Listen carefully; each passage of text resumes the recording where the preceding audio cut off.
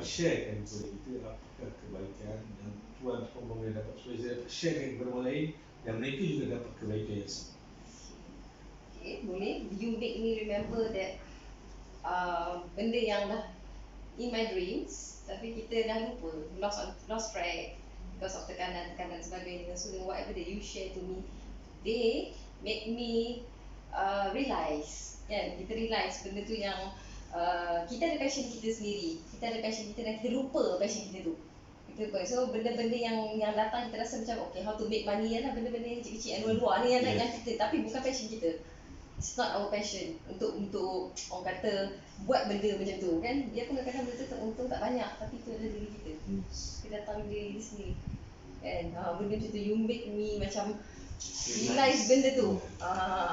Realize benda tu, it comes back. Whatever that my dream dah lama ni, 10 tahun saya rasa. Benda ni ada dia punya kebaikan lah, untuk manfaat ramai orang. Sebab dalam keadaan pandemik ni, COVID-19 ni, ramai orang jobless. So daripada situ diorang boleh motivate diri dan mentouch dan polish balik apa yang diorang dah lupa.